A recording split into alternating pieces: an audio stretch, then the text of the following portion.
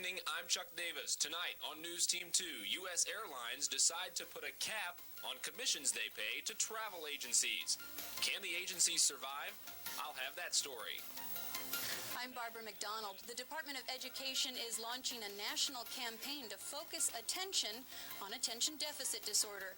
We'll visit a local school and tell you why you need to know about ADD. And I'm John Myers. The battle for the MIAA Conference League going on right behind me. We'll have that and more tonight on NewsTeam 2. You're watching KQTV, St. Joseph.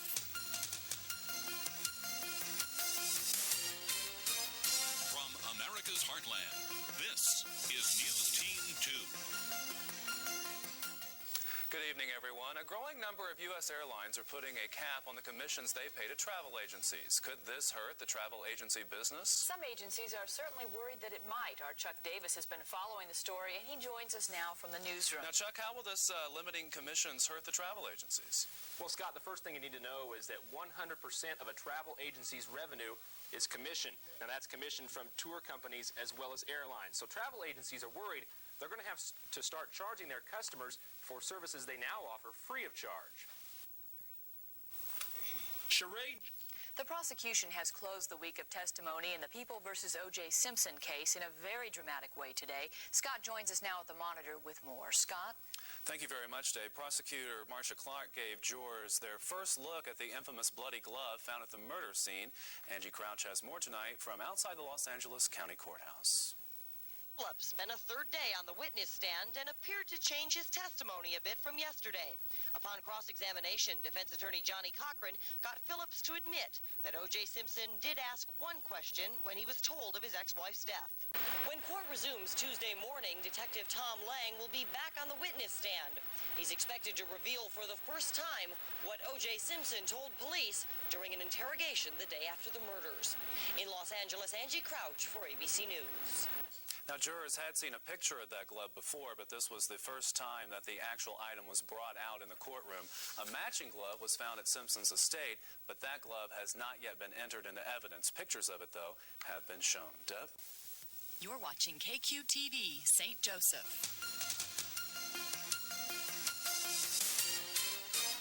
From America's heartland, this is NewsTeam 2. Good evening, everyone. I'm Scott Pickey. And I'm Deborah Romps. Thanks for joining us this evening. As expected, Chiefs quarterback Joe Montana called it a career this afternoon. Montana officially announced what had been anticipated for weeks. John Myers joins us now with more on that announcement. John? Scott, Montana surprised virtually no one with his announcement this afternoon. He made it in the city where he made a Hall of Fame career, San Francisco. Montana was joined by 49ers officials, his former coach, Bill Walsh, and Chiefs president and GM Carl Peterson. Montana joked that he was going to play for the Bulls in the NBA. That drew laughs, but for real, Montana is hanging it up.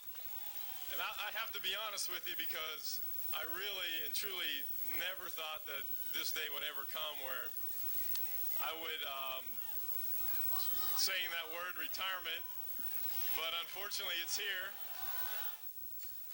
All right, it is here. Montana's career is over after 15 years with the 49ers, 2 with the Chiefs. We'll have much more on today's events coming up in sports. Scott? All right. Thanks, John. Mike Brasiano's weather forecast bears the endorsement of the American Meteorological Society.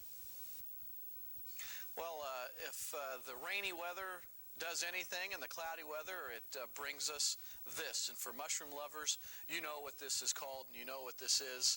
And look a little bit closer, and this is how big they are. And we can't tell you exactly where these are located because there'll be a rush on them. These are the morels, and they're tremendous. They're just, if you've never had a morel mushroom, then you're really missing out. But with all the cloudy skies and the rain, there are just a bunch of them to be found at this location, and we're not going to tell you where it's at. You just got to look for yourself. But and the clouds and the rain are going to stick around, I think, for tomorrow morning as well. It looks like for the apple blossom parade right now, pretty good bet that we're going to see some sunshine. And here it is, the morel mushroom. This is the morel. Have you ever had one before? Yes, they're I never great. have. You soak them in salt water overnight, and then you dip them in some batter and fry them up. And sounds I'm not going to good. tell you where it's at, though. I haven't had any yet. It's in Scott's backyard. No, it's not. You might get a few phone calls on that. Thanks, Mike. Well, the floats are lining up, and people are getting ready to kick off this year's annual Apple Blossom Parade. Now, Scott Bickey and Barbara McDonald are standing by ready to bring us all of the latest on the festivities. And there they are. Hi, guys. How's it going? We want to meet our special guest this morning is Red. Red, Mike, it's cold out here, and Red is shaking. Paul, can you get a close-up on this little dog? Red marched last year, and he's going to be walking in the parade today. And, Mike, he's cold. He's also a little nervous. That's why he's shaking. But He'll be all right, I think. he'll be all right. He's out here with the folks from Meade. We got people out here from just about everywhere, don't we? And I guess the big news of the day is Pat Dillon's Model A tractor died a couple of hours ago. They'll be working on that, trying to get it back up. It leaked something also underneath, so we'll keep you updated on that story. A lot of people out already. Barbara and I got here about 8:30, and everyone was lined up. We have a crowd over here, and as you can see, everyone's They're lining fans of up. Red, though. He has a whole fan group coming out to watch him march in the parade this morning. A lot going on. Of course, the parade starts this morning at 10 o'clock. So by the time we come back here during the 10 o'clock half hour, you're going to see all of these floats and trucks and cars come swinging by. And, of course, just a little chilly, cloudy, no rain, and hopefully Mike's forecast is right that we won't see rain until later on this afternoon. Mike, do you have any good news for Red? Is it going to warm up anytime soon? Tell Red that he needs to relax a little bit. I don't think he's cold. He's just nervous about the fact that he's going to have to He's walk a in the little parade. nervous about his television debut. You know, he's been in the parade before, so that's okay. It's just he's never been on television before, but he's handling it quite well. He doesn't have much to say. He's the quiet type. But, you know, I think everybody in St. Joe is out here today, and you guys need to come on out and join us because the weather is holding up, and we're having a great time. We're going to come back in, what, about 20 minutes, Yeah. a half an hour or so, Laurel? Also want to remind you that tonight at 10:30 you can watch the parade if you don't make it out. We're going to be taping it today. Joey Miller, Chuck Davis joining you a little farther down Frederick tonight at 10:30 for the entire parade coverage of, and then again tomorrow afternoon at 3 o'clock. So if you don't make it out this morning to catch it live, join us tonight at 10:30 and get the entire scoop via television. We're going to warm Red up and calm him down a little bit, and we'll see you later on in the He show. won't be back with us because he'll be marching. Okay, well, he's got his job to do, so we'll be back to you guys in a minute. Okay. Oh, my. Oh, Red's a little nervous. Well, That's what it yes, is. wouldn't you be? Well, yeah, if you had to when walk- you're out there, If I was a dog and had to walk in the parade, I'd be a little nervous. See? That's how life goes, I suppose. What can you say? Well, we'll see. Well, you know what? Spring is in the air, and celebration is beginning as the Apple Blossom Parade gets ready to get underway. Well, Scott and Barbara are standing by, and they're ready to give us the latest this morning. You have another update. Good morning, guys. Good Mike. morning. Yes. Chilly out here. But is it raining? But it's not raining. You're right. There There you was go. only a slight chance of rain. But, Mike, your little warning about the videotapes, I don't think that's going to happen today. No, it won't happen today. But I remember 8 tracks, too. Hey, thanks. So, Our special guest this half hour, Ron Rosenauer, he's the festival. Ron, turn around. Well, we got shirts like this, but we didn't get one of these. He's festival staff, which makes him very I important. just have the front. And Ron, tell us what's going on this morning. We're getting lined up, ready to go. Getting lined up. We have a tremendous crowd all along the parade route that I've driven, and a good lineup all the way back with thousands of people. So I know at 10 o'clock we'll get going. It's amazing to think that's really going to happen, but it will. How long have you been planning on this? Since the day after last year's, or how long does it take? Basically, it takes about the year, in entirety, but we go in earnest probably in December of the year before. How many entrants do you have this year? Do you have that? We have about 105, and that's about 3,000 or 4,000 people in that, though. No kidding. Tell us some of the groups that are out here today. Oh, we got a huge contingent from Darcy School of Dance, and we've got, my gosh, people from all over the four-state area, really. We got quite a few people from out of town, and I can't even think of all the people. We got Jean Queen. She's going to be here with her fantastic magic bus, and just a tremendous Is number. she the one with the hippie bus that we can see from here? She is, yes. We're very fortunate. We've got several major businesses this year. They're going to have floats and other entries, so it's looking great. All right, Ron Rosenauer, thanks for joining us. We know you're a busy man. We will let you go and start the parade. Thank Just you. a few minutes. We're ready. Ron, thanks. Yeah, about 15 minutes. They're going to get going, and we're going to be here the entire time. And so come back and join us. Yeah, stick around or come out, say hey, and watch the parade from anywhere down Frederick. You can see the people lining up on Frederick now, right in front of LeBlanc. Lining up. Now, a reminder that tonight at 10:30, we're going to bring you the parade in its entirety right after the news. So if you don't make it out this morning, watch it tonight. That'll do it for us. We'll send it back to the studio, and we'll be back later in the half hour. Great, guys. We'll be back to you in just a couple minutes. And for all of you who are wondering, you want to go out and catch the parade this morning, we have a map that you can take a look at so you can see the actual parade route, the route that the parade is going to take. It's going to go down Frederick. As you can see, it's going to go down Frederick by City Hall. It's going to wrap around downtown, and then it is going to end up at 9th and Edmonds, so you can catch all the floats if you want to position yourself anywhere along the route. And Mike will be out. That's walking, right. We've got 16 tons of candy, from what I understand. So, or is it 16 pounds? You know what? I would guess the pounds is probably more accurate. Okay. Yes. I get mixed up on those pounds, tons. You're busy enough right now without thinking about something else to make. But a day or two after Christmas, that's when a couple of ideas might be welcome for some of our holiday goodies. Well, first help. Think stir.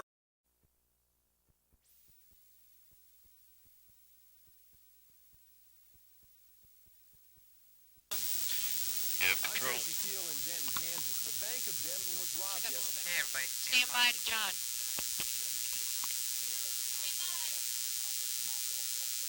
No to smokers and yes to clean air. And I'm John Myers. We're getting ready for some district action in Savannah tonight. My friends and I will have that and more on NewsTeam 2 next. You're watching KQTV St. Joseph. From America's heartland, this is NewsTeam 2. Good evening, everyone. We begin tonight with a late afternoon fire that has sent 2 firefighters to the emergency room. Our Barbara McDonald was on the scene this afternoon, and she joins us here on the set with Boar. Barbara, what's the latest on the fire? Well, fire crews were called out to check on smoke coming from an attic, but within minutes, the situation was much more serious. When crews arrived, smoke was emitting from the 3rd floor of this house at 11th and Angelique. Thinking the coast was clear to remove personal belongings, residents and neighbors went in.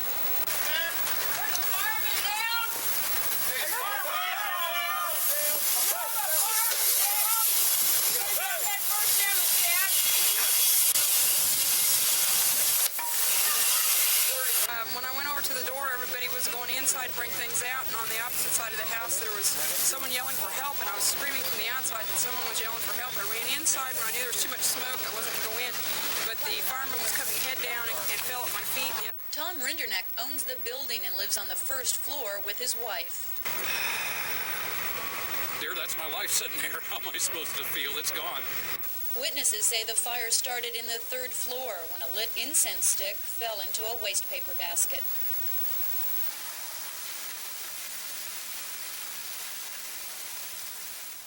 Okay, so far we still don't have any word on the status of the 2 firemen that were sent to Heartland East. They are there. We do know that. We do know that one probably is suffering from smoke inhalation, and then the other one that we saw could possibly have more serious injuries. Names will not be released until next of kin has been notified, and crews are still on the scene, so we will have more as the story develops. Okay, more at 10. Thanks, yes. Barbara.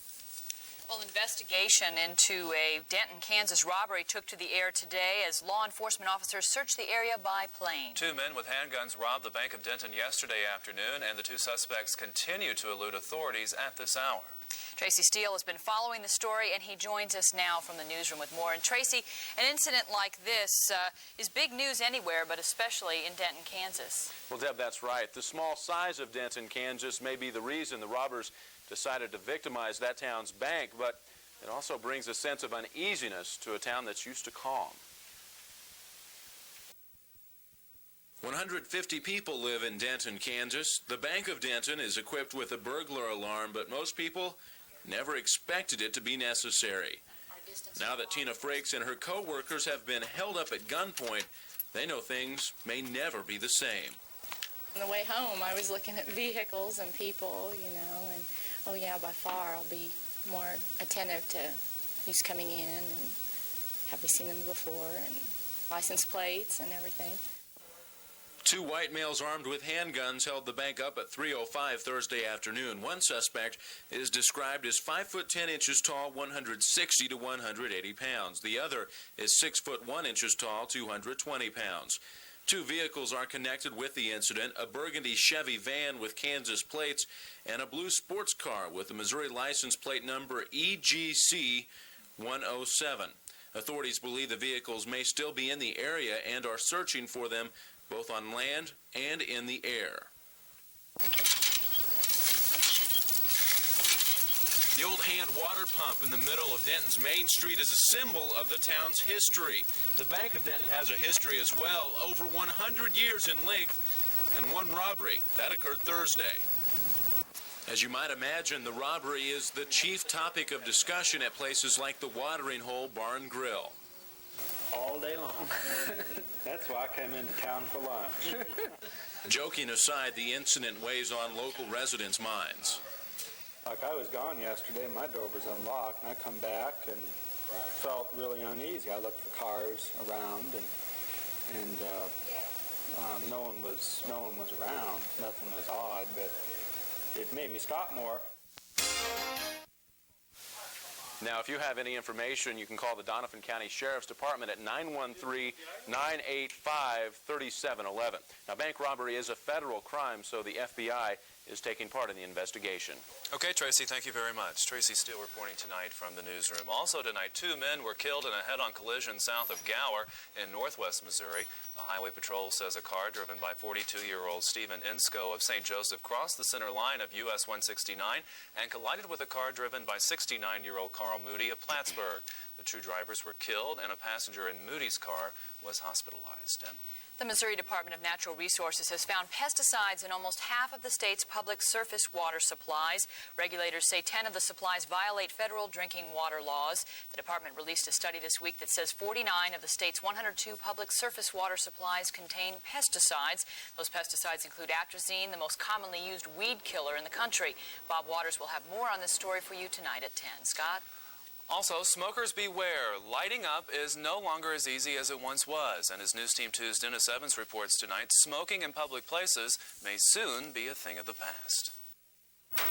Marilyn Jones-Meyer has been smoking for more than 27 years, but she says for the sake of her children, she wouldn't mind seeing a smoke-free society. Just lucky, those of us that do smoke, that there are still a few places we can go to, and we all have non-smoker friends now, so there's a lot of times we don't sit in the smoking section anyway. So it's got to be weeded out somehow. The way things are going, an end to public smoking may be sooner than we think. Dunkin' Donuts is the latest franchise to clear the air. The company has banned smoking at any of the chain's 3,000 U.S. shops. With more and more public places becoming smoke-free, many smokers are beginning to wonder if the only safe place to light up will be at home. Yeah, one of these days it seems like it's getting to where all you're going to be able to do is you might be able to smoke in your own home if you're lucky. I mean, that's what it's starting to feel like. And how do non-smokers feel about the new ban on lighting up? I don't think our building should be smoke-free. It depends on what the institution is. I think like this institution, I think it should be outside. But as far as restaurants, I think it's okay to have the smoking and non-smoking. That doesn't bother me too much. But ready or not, it looks like America is on the way to clearing the air. Dennis Evans, NewsTeam 2. And Dennis adds that while smokers may be forced to go outside, that apparently is not a deterrent to American teens. The American Cancer Society reports that each day in America, 3,000 teens light up for the very first time. And whether you go smoke-free or not, more and more kids are lighting up. Not and good that news. is a shame. Well, still to come on NewsTeam 2. Public radio's reaction to Republicans cutting and gutting the national budget. That and more when we come back.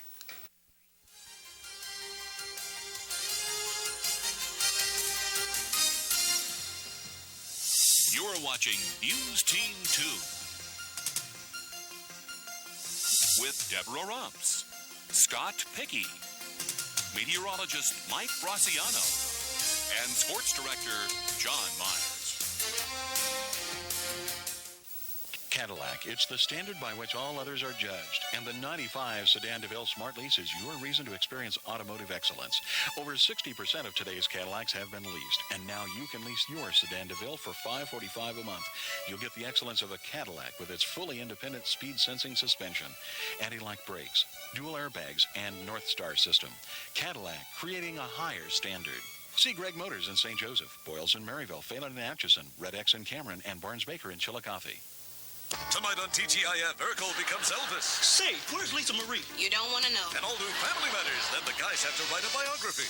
Anybody? Anybody. I pick Sean. I pick Cora. How about Nancy Kerrigan? In your dreams. And all new Boy Meets World. And get to know the real Cody. I'm like a real good listener. Sometimes I hear people even when there's nobody talking. Step by step.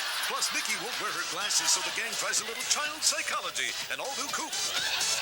Watch the best shows tonight on KQ2. Public broadcasting officials say cuts approved by a House panel are less severe than they had feared. A House Appropriations Subcommittee approved big cuts for public broadcasting's budget for fiscal 96 and 97. NewsTeam 2's Laura Davis talked with staff and volunteers at KXCV Public Radio in Maryville. Laura, what kind of impact would these proposed cuts have on the Maryville station? Well, Deborah, KXCV receives about $100,000 a year from the Corporation for Public Broadcasting. That amounts to 25% of their annual budget. The station is fighting the proposed cuts by appealing to its supporters to write their congressman. The KXCV broadcasts continue as on-air questions loom in Washington. The station sent letters to listeners asking them to take an active role in fighting these cuts. The headline reads, "Save 29 cents, lose public radio." We don't have the population base or the corporate base to pick up what CPB funding gives us, those federal dollars that come to us on an annual basis. It's peanuts in the greater picture of things. The whole arts package is peanuts. If the cuts occur, 2 jobs will disappear and certain programming will be affected. It's like Morning Edition and All Things Considered, Car Talk, some of the classical music concerts that we have every afternoon and evenings. The reductions are part of a $6 billion package of cuts proposed by Republicans, but some public radio supporters think the cuts have nothing to do with money. The issue is the depth and balance that you have in public radio news reporting. And I think there are people in Congress who do not like depth and balance in their reporting.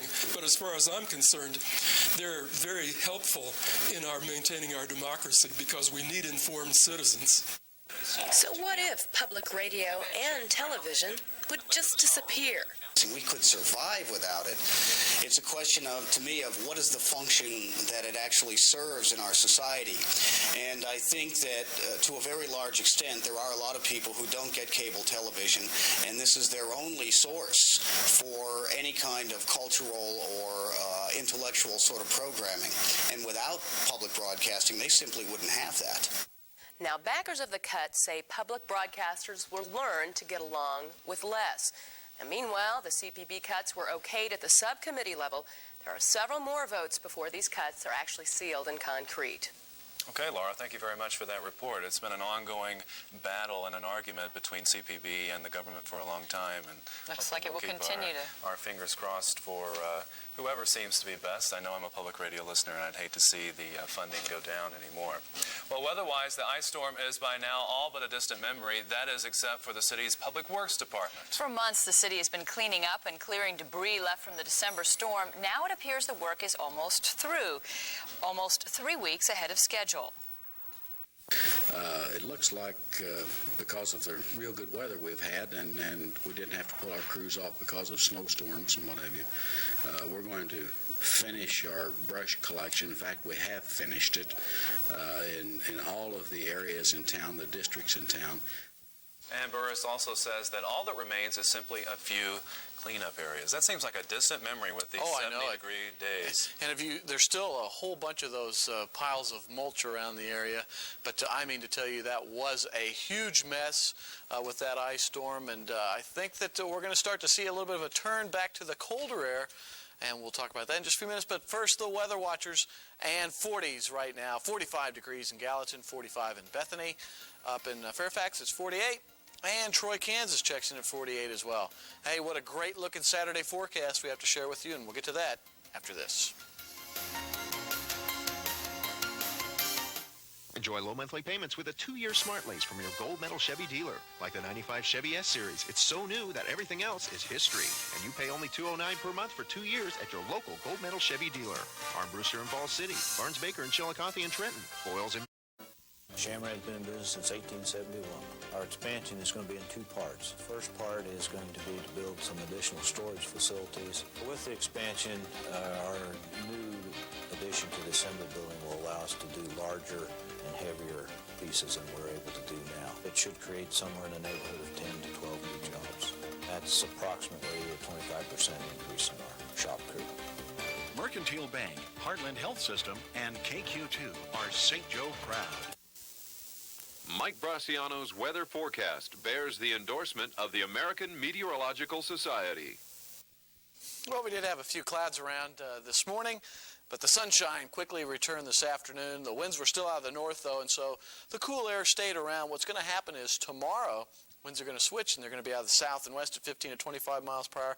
That's going to allow us to really warm back up. But I think we've got a big change happening, and the jet stream right now is well up to the north, and it is cutting through Canada, and the coldest air once again is staying up to the north. But I think that by the middle part of next week, some of that cold air will come back down and revisit us. That's the correct saying. And I think that's going to be happening, as I mentioned, by Tuesday or Wednesday. But tomorrow, look at this. These are what we're talking about, temperature departures. We're talking about the normal temperature should be around 42 degrees here in St. Joseph. We're going to be some 20 to 25 degrees above that tomorrow, as well as look at some of these areas in western Nebraska that could see highs in the 80s, highs in the 80s in that area. So we're going to see some warmer air right here in the Midwest, and it looks like it's going to be short-lived, though, because I think that on Sunday things will start to cool back down. Another mild night for us tonight, though, as temperatures should stay in the 30s to 40s, 20s, teens, and single digits, staying well up to our north. What is happening is tomorrow we'll have a storm that's trying to make its way down towards us, and I actually think that this one's going to make it here by Sunday night, and that'll give us a slight chance for some precipitation as it moves in from the north. But before that, as we talked about, southerly winds coming out anywhere from 15 to 25 miles per hour are really going to allow us to warm up into the 70s. There are going to be some snowflakes going on, still winter up in the northeast. They could see some heavy snows as well, and a few showers and a few thunderstorms even down into much of southwestern Texas. Here's the actual temperatures for tomorrow. We're talking about 70s for us. I think we'll be in the lower 70s, which could come close to a record. And you can see 60s, 50s, and single digits well up to our north, but this will be short-lived. Speaking of temperatures, let's go ahead and show you what's going on right now. Currently outside, it's 51. Humidity is at 24%. The barometer is at 30.23 inches and falling. Gusty wind out of the south at 21. Rivers at 9.2 feet. And sunrise tomorrow is going to be at 6:59. Today's high occurred around 3 o'clock, and that was 52. This morning's low was 18, and nothing to report so far as rain in the rain gauge. Back in 1930, the record high of 83 was set, 2 below the record low in 1914, and normally we should be at 44 for a high, and 22 is our normal low. Well, for tonight, we're going to have clear skies, and we'll drop down to about 37 degrees, and the reason behind that is that we're going to have south winds at 10 to 20 miles per hour. For tomorrow, oh, you can't beat this on a Saturday. Look at that, mostly sunny and 74. Tomorrow night's low will be 46, south winds at 15 to 25. And then on to Sunday. There'll be a slight chance for rain on Sunday night, otherwise partly cloudy skies and a high of 62.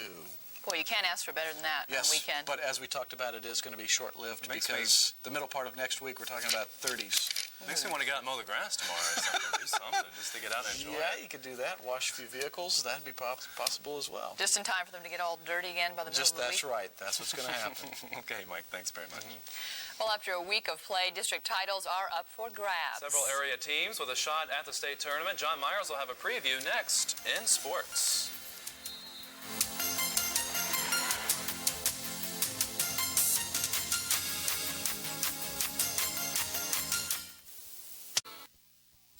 And An exciting night of basketball ahead for several area teams. Tonight is championship night across the region. John Myers is at the site of a couple of championships that will decide who goes to state. Hi, John. That's right, Scott and Deb. We've got an exciting one going right here, right now. The Chillicothe and Kearney girls going at it for the 3A district girls title. Right now, it's 18-11. Chillicothe has the lead. Later tonight, Maryville meets Chillicothe in the boys' final. The Spoof Hounds, of course, 28-0 after last night's semifinal win against Savannah. Hey, it was a rough one last night, a fast-paced game. It was close until Maryville pulled away in the fourth quarter. The Hounds got 23 from Mike Morley, 16 from Matt Red to win it, 70-59. That is win number 28 in county for Maryville, which is looking to make a second straight appearance in the Final Four. And they've got to get by Chillicothe tonight. And Maryville head coach Mike Kuwitzki joins me now. And, Coach, we're back at it. The winning streak continues, and here you are. One game to the state tournament. What kind of pressure are you boys under tonight? Well, I don't think they're under a lot of pressure, John. I think they're focused and they're ready to come out to play, and I think they're going to have fun tonight. I think it's going to be a good ball game.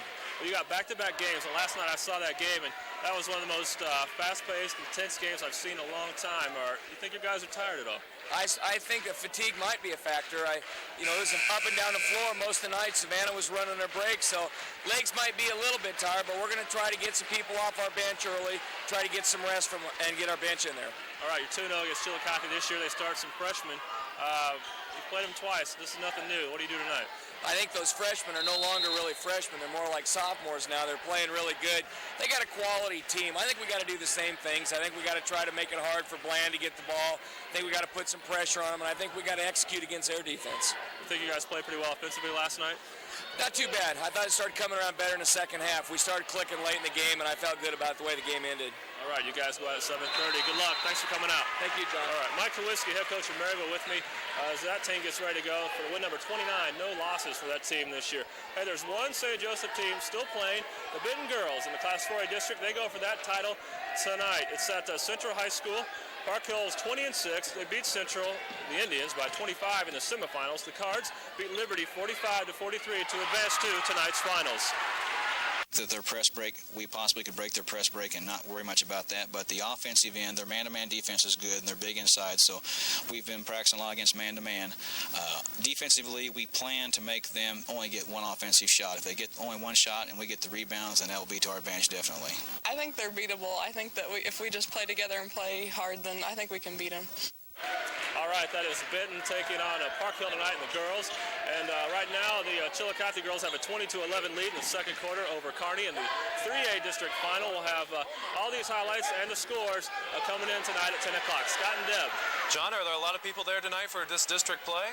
This place, it's only, the game just underway. About an hour till the guys' game. This place is already packed. The Maryville fans they really packed this place. They've got that side full and half of this side full. So there's going to be a lot of noise here tonight. You can already hear it now. You're right, John. We'll see you again at 10. Thanks very much for that report.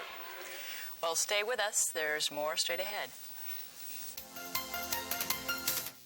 It's our biggest car and truck clearance of the year. The end of winter vehicle clearance at all Big 5 new car dealer locations in St. Joseph. New and used cars, trucks, and vans now being liquidated to make room for the spring allocation. But only through Monday. Nearly 1,000 vehicles now marked with the lowest prices ever. Plus, you could win an incredible St. Joseph shopping spree in the great $1,000 St. Joe giveaway. Through Monday, save thousands of dollars on the vehicle of your choice. Nothing held back. Look for the big yellow clearance sale banners at each of the Big 5 new car dealer locations in St. Joseph.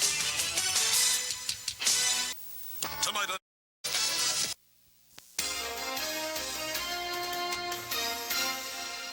Finally from us this evening, our weekly Pickies Profile. That's right. Looking back through American history, entrepreneurism has been a way of life for many, whether it's creating a brand new product or producing a better variation on a theme. Seeing the need and then trying to satisfy it is the spark that drives many onto new things. Such is the case for St. Joseph resident Mark Young. When he isn't working at his regular job, Young, along with his wife Zara, run a local engraving business out of their garage. Young says he started precision engraving because he didn't see many other engravers in the St. Joe market. Plus, he wanted to do something different. What do you like about doing it? What's the attraction? Oh, just being able to make something out of just a plain piece of glass or block of wood. Young has also been able to snag a couple of corporate accounts during his short time in business, engraving wine glasses for Holiday Inn's 10th anniversary and mugs for Quaker Oats gift shop. An example of one of Young's biggest projects graces the training room doors here at the St. Joe Frontier Casino offices. Young says that this was a very unique project due to the size of the pattern as well as the detailing that was involved. They turned out very nice. I got a lot of very good feedback on it. Most people came in and saw it, and they really liked it. Young adds it's the creative aspect that he likes best about the engraving business. I like the just bringing me the gun stock or a piece of glass and saying, put something in this for a wedding gift or something to promote their business. Young and his wife are hoping to put their 2 children through college with the money brought in from engraving. Now, if you own a local business that manufactures a product or know of one and would like to see it profiled here on NewsTeam 2, send the information to Picky's Profile in care of NewsTeam 2, P.O. Box 6247, St. Joseph, Missouri, 64506. Good for him. Great story. Well, coming up tonight at 10 on NewsTeam 2, Bob Waters will have more on the Missouri Department of Natural Resources charge that there are pesticides in many residents' drinking water. Also, everything from standards on drinking water to rules on meat inspection would be affected by a House bill passed today. We'll have details on the Republican-backed bill. That and more tonight at 10. Good night. Good night, everybody.